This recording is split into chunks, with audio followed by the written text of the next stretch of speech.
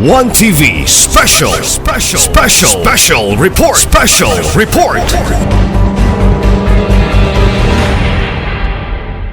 The teachers are trained in the implementation. The teachers are the ones on top of the feeding program because this is done right in the classroom. And it still continues to attract partners for the feeding. Because in my speech, as what I've said, we don't feed everyone, but we prioritize the ones who needed the help the most. But it does not stop us from partnering. We have Jollibee Foundation's Busog-Lusog program, which is a good partner of Department of Education in feeding program. And there's a lot more. Again, Doc Myra has emphasized that health is very important if we want our children to improve in their education. Go ahead, Myra. So after, if they get sick, good thing about our medical and dental nursing services is that dili lang taga-treat sa naisakit or katong mga daot ang ipon. Because we also have dentists, di ba? As I've said, daghatag mga dentists, although di sila nga nakadaghan compared to our students, but preventive magod sila, tuduan sila mag-toothbrush, tuduan sila unsaon mag-make sure nga mag-keep ang ilang ipon healthy and implant po sila kung kasakit or na mga caries. And at the same time, tagahan sila mga deworming vaccinations. Very important last time we were here during our immunization launching because part isa sa atong medical and dental nursing nga dili sila ma-malnourish, tudloan sila maglimpyo para hindi sila magsakit, immunize sila, tagahan sila deworming, and of course napotay ka fourth, which is the kaning among adolescent reproductive health. Kaya magdagko man sila, and then may mo ni sila mga adolescents 10 to 19 years old. And if you notice, one of the pinakataas na teenage pregnancy ang nasa region 10. And that is why we teach them. Now, we not only teach them, tabangan sila, mag-adolescent ka, tabangan sila itong iron para di sila maluya, kaya mag-mens naman sila. And at the same time, i-refer na sila sa itong partners, kung naa sila yung mga risky behaviors para sa mga sexually transmitted disease. Tuduan sila. And good thing about the Deped is we have the kaning comprehensive sexuality education, which is part of the curriculum. Tuduan i-ready sila to become sexually na responsible people. Ma-avoid na to ang teenage pregnancy, which is a very big issue karon because number 2, ang Region 10 sa tibuok Pilipinas.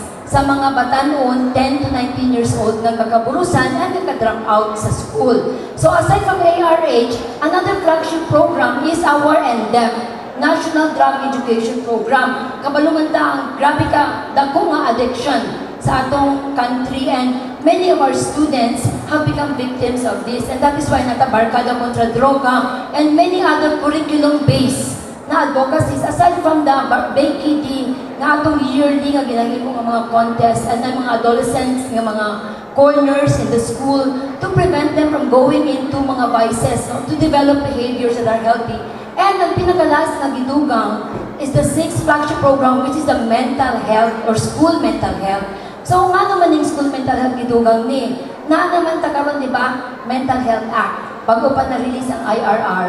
And nakita nato, ang mga adolescents, 3% of our adolescents have already committed suicide, no? Sa akong 10 to 19 years old. And that is why kami sa DepEd, tagaan gini premium because we want to teach them life skills. And we also train, capacitate our nurses, our guidance counselors, and our teachers to be able to deal with kani mga high risk na mga bata nga murag mahapit na mag-depress. Or nakita natin nag-training ni last time and we noticed during our training, diretso na yun ang bata. You know what? Last night, I just committed suicide. Na-shock yung tanan. Wow! And they wanted to actually talk to us. So we teach this to our teachers, guidance counselors, inakapacitate na ito atong mga school health na mga personnel to be able to linkage also with our RHUs, mga local government units, hospitals, para ma-prevent or ma-catch before mag-severe ang kanyang mga cases. So, all this boils down to the fact that we want actually to make sure that the learner will go to school and hindi lang siya ma-drop out. Padayon sa eskwela, healthy siya, and then later on, mag-graduate siya. And then, may mo siyang successful nga isa ka professional in the future sa tanan nga programa sa Oplan Kalusugan being given to them. Wow, that was very comprehensive. Thank you, RDR, and thank you, Doc Myra. Partner, so we'll entertain the next question. Let's hear Ma'am Joanne from MBC, Mindanao Broadcasting Channel. Mindanao Broadcasting Channel. Good morning, mga sirs. Question, ang Oplan Kalusugan obviously talks about health. Pero for clarification and curiosity for everybody, unsay nakita sa DepEd nga sila man ang implement, why not entrust to the DOH nga mao may lang expertise? To answer that, as what I have said, health is everybody's business. Department of Health is a major implementing agency on health programs. But it does not stop other agencies to also help augment what DOH is doing. And DepEd cannot be isolated in the implementation because we are a people organization and our major clients are the learners. That is why DepEd should make programs that will complement the Department of Health programs. And the fact that even in our collaboration efforts, we just don't stop on treating literally our learners who may be our patients, but are connecting with the parents in terms of educating them. Because to develop the entire child, everybody must do its share. Again, we're not competing with DOH, but we are complementing because we still believe that our mandate cannot be delivered if health issues in the school children are not addressed. Thank you very much, Doc R. Okay, thank you so much. And my question also, again, my question is for Sir ALOTA. Sir, unsay tubag, unsay response sa province sa ilahang i-implement nga Oplan Kalusugan? Unsay mahimo sa province nila? As been mentioned, there must be collaboration and partnership between the LGU and the ED. No? On the part of the LGU, like the provincial government of Misamis Occidental, di pinag malikaya nato nga ang whole Misamis Occidental like 4 ka divisions, no?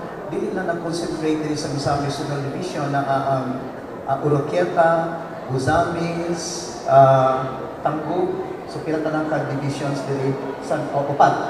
So, di jud malikayan nga di jud mo tabang ang provincial government tungod kay part and parcel man sa programa sa probinsya ang health education.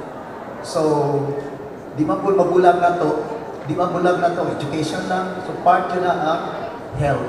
So, mao na kung hiingon kaniya during the formulation of the Comprehensive Development Plan of Misamis Occidental for 2019 to 2022, 3 years, priority yun sa local, sa provincial government of Misamis Occidental ang health, ang education.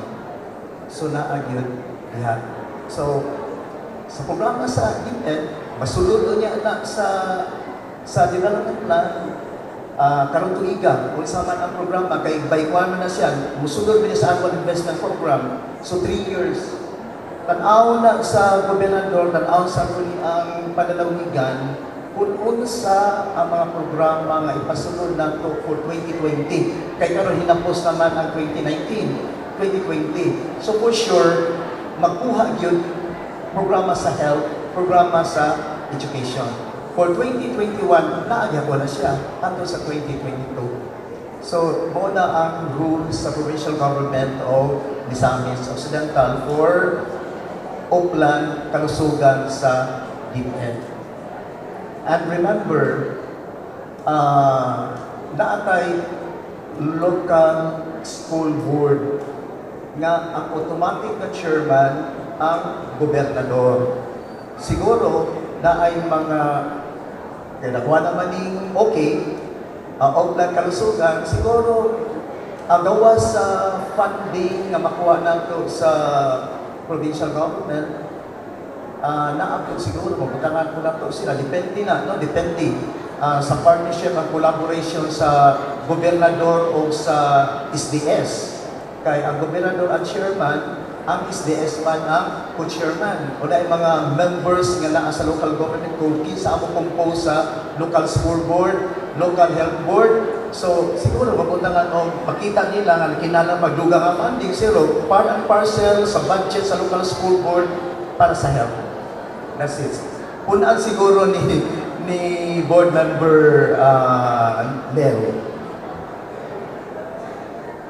Actually, on our side sa LGU, Province of Misamis Occidental, and Kalanay LGUs, kung mapusganon o epektibo kaayo ang atong edukasyon, mahitungod sa paglikay sa mga sakit. Sigurado na ko na ang DOH ngayon na lang, amen. Ha? Pero dili gani epektibo, muna ang DOH.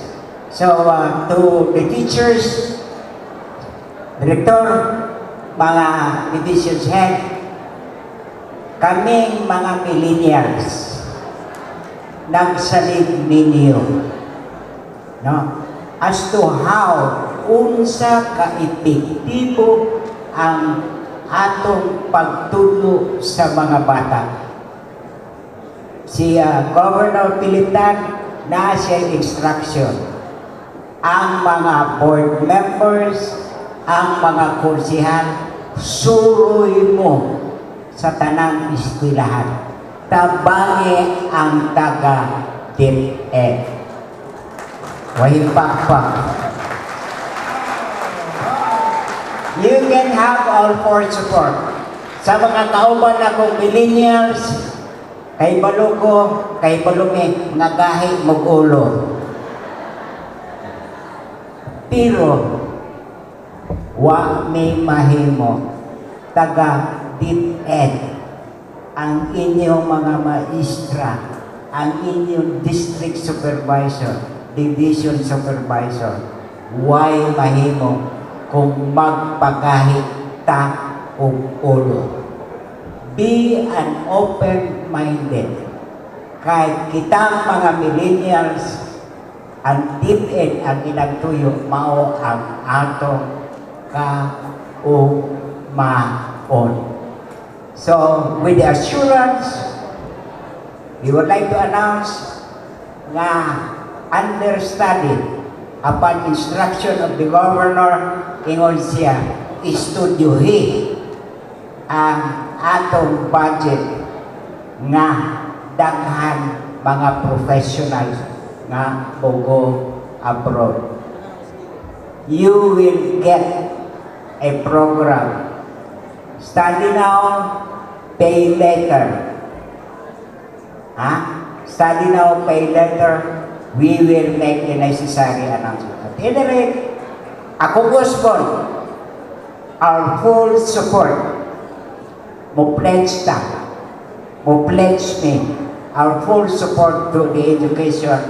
Ang ako lang hangyoon taga mga kauban akong millennials nga naadini karon, ipadungog ninyo sa inyong mga maestra o mga division chiefs. Ipadungog nila ang inyong makabubuhog, makabuhog nga pakpak nga kamo uyon sa programa sa taga-Deped. Ay, naya kayo, oy. Or we will include Gen Z because you mentioned millennials. We also have here Gen Z. Again? Millennials and Gen Z. Siguro hinay na pakpak kayo, wala na mention ng Gen Z. Nagkaon mag-share. Anyway, our full support. Ala, nagagamay. Okay. Thank you very much. Thank you. Yes, sir. I will listen to our superintendent, sir. Kapasumpay sa komento ni Atty. Blanco. Of course, we're very confident yun nga gikan sa Federated PTA, barangay officials, city officials, provincial officials. Nindot kayo ang coordination dili sa probinsya sa Misamis Occidental o sa city sa Oroquieta. Mo nang galanto mi with gaan kayo kasi ang mayuyungan og bisag unsa nga proyekto labi na gyud ning Oplan sa Kalusugan. And of course, ang suporta sa amoang regional director sa naglanay po mga divisions kaniya karon. Well, daghang salamat. Tambayayon yun ang LGU diri. Ikapanghambog yun ang suporta sa LGU City o Province. Doon na ako information niya. Yes. Nakutangan din ako ni Doktora, di asa ni siya mo fall kaning undinggi. Kinahanglan undinggi prevention, no? Kay mao ni ang report sa Misamis Occidental lang niya. I received the report sometime Friday last week, as of last week. So for Misamis Occidental, as of last week, ang cases nato sa dengue is 1,724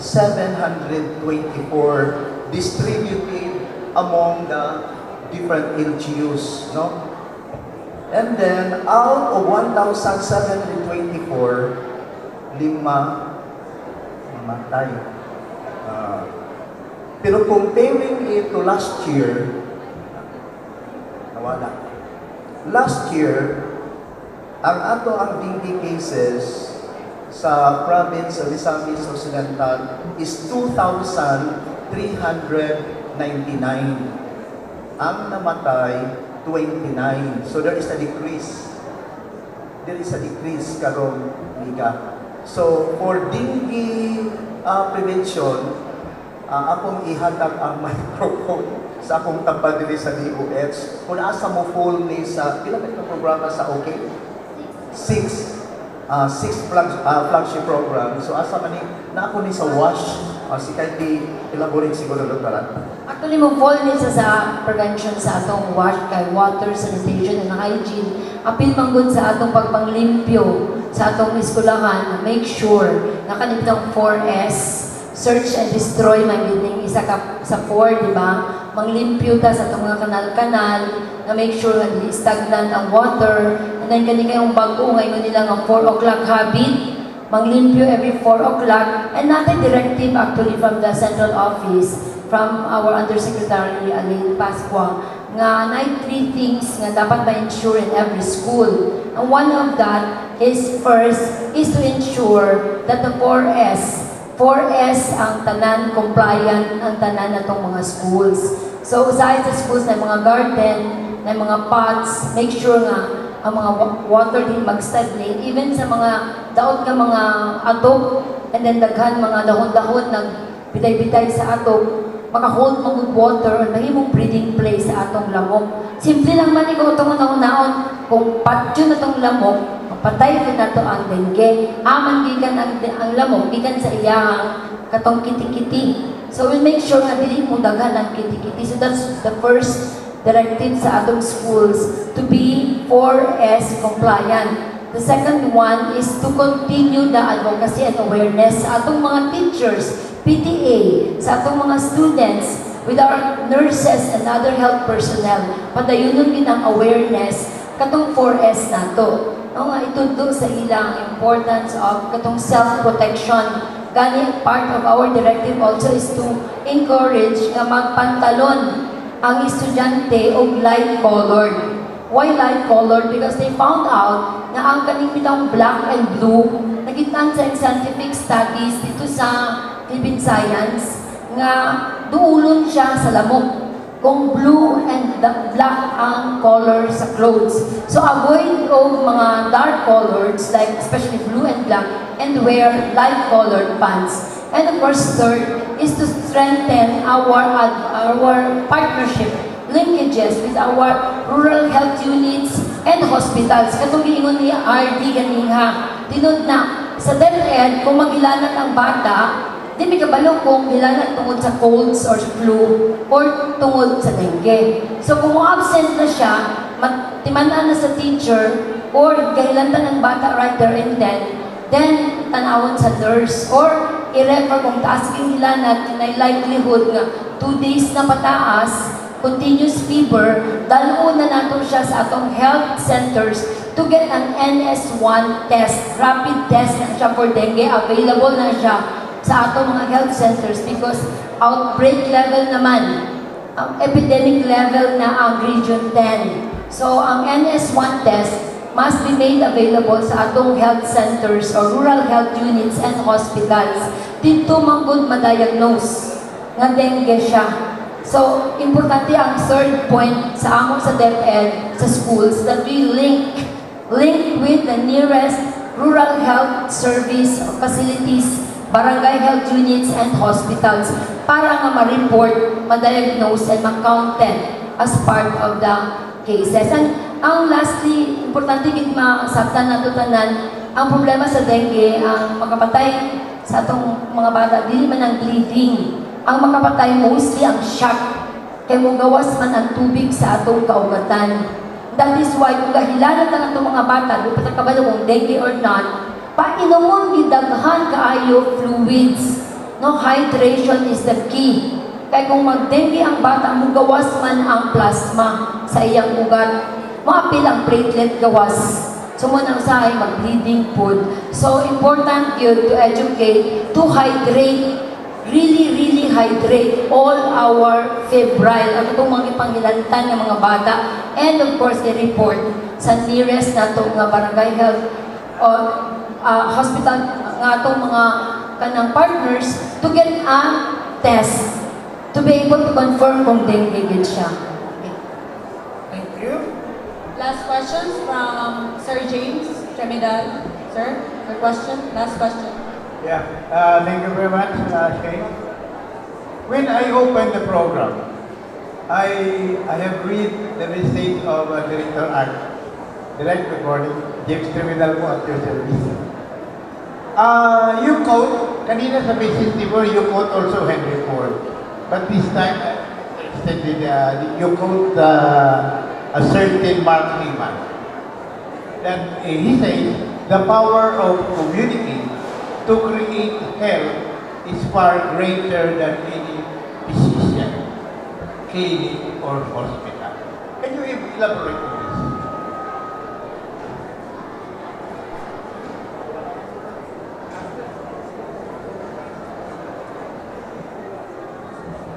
Last paragraph.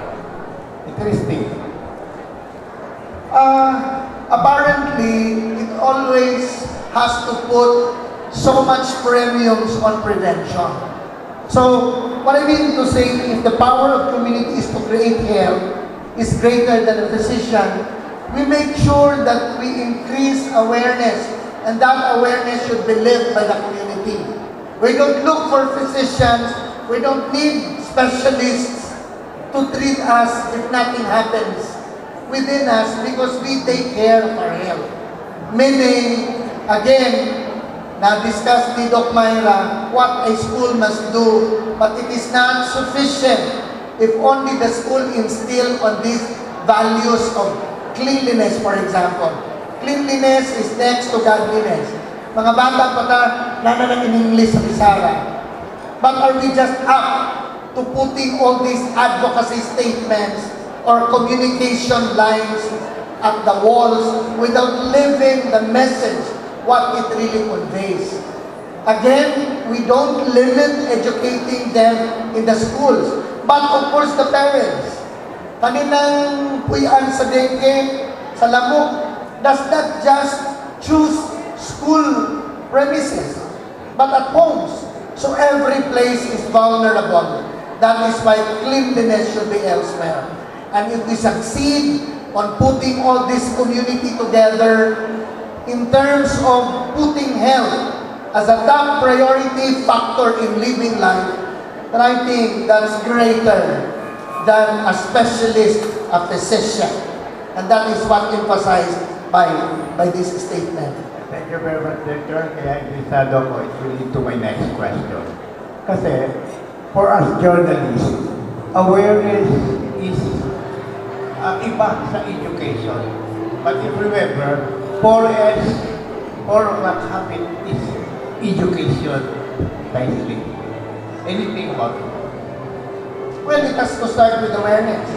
But once we are aware of what all this, intervention is still most important. Diagnosis is a big step because it will tell us what kind of intervention we adopt, which is problem-based, and the problems are raised or surfaced if there is a very good diagnostic thing. Pag na-determine na, then most importantly, how we treat them. So intervention is also very, very essential. So I hope everybody gets the message sent across that it will start with awareness, what I said in my speech, IESAA. The information, education, communication, and advocacy are good starters to reach addressing the problem.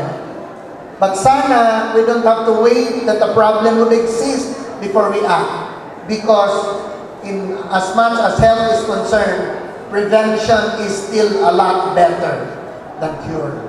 Thank you po, Director Bayukon. That's why, as your partner for information dissemination, approve po okay sa DepEd. Thank you very much. Media plays an important role in all of this. Media should not just be concerned of bringing the dengue outbreak into the news. Media should also be a stronger partner in doing advocacy, in doing education, and even in the increase of awareness. We appreciate that you bring the problem to the concern for solutions. We also appreciate that you bring the good news that will inspire the implementers of the program. And we also appreciate you on your role as journalists to also take the share of solving this. After all, media people are human beings. You are parents, you have children, and everybody is vulnerable to any kind of these outbreaks we have in the community. That's why everybody is responsible for all of this. Again, the map symbolizes unity. One cannot just continue to shine while the others are in darkness. Look at that. Everybody is lighted, and I hope the message on the map, as we light them on, would strengthen that inspiration that we are here for a purpose. And salamat. Thank you very much, RDR. Thank you also to our partners from the different media outfits.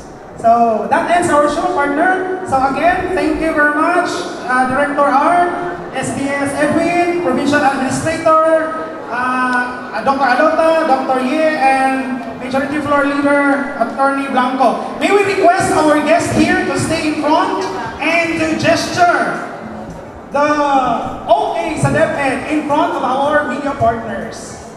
Yes, so may we request our guests here to stay at the center as you gesture the OK sa DepEd. And we invite also the rest of the people here inside this cultural center for this action. All together, 1, 2, 3. Okay, sa DepEd. ONETv special report.